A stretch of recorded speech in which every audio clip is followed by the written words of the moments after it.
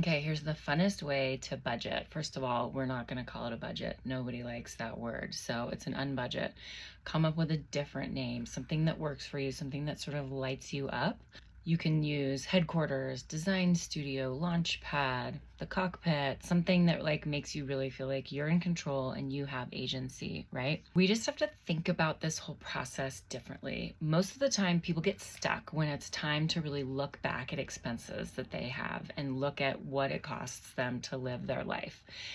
We're just thinking about it all wrong. There used to be this show called This Is Your Life, and celebrities would get like lured into a studio unknowingly, and then people would show up from their life and from their history and show film and show photos and share memories, and it was just this celebration of this person's life, and it would bring them to tears. It was emotional and awesome.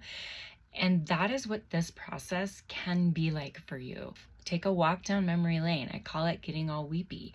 Pour yourself a little glass of something, go through a year of your life and look at your expenses. And that grocery bill, thank you for healthy, awesome food. That gas bill, thank you for keeping me warm during the cold winter. We tend to think that our expenses are these negative things, but they are what make up your life. So take a walk down memory lane, have a good time. You're going to write out all of your expenses that are recurring. So you want to make sure you're capturing your mortgage, your rent, your utilities, your groceries, your transportation, your health insurance, all of the things, right?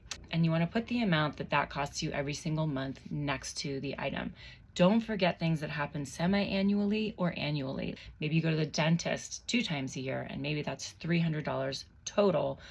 That line item is going to be $25 per month. So you're just getting a whole snapshot of what your life looks like and what expenses you have that make up the awesomeness of your life. You're going to subtract the total of all those expenses from your total income. Now, this number might be positive, huzzah. This number might be negative. Even if it's negative, huzzah. You have a number now that you are working with that is clean and clear. So if you're negative $300, this is great news.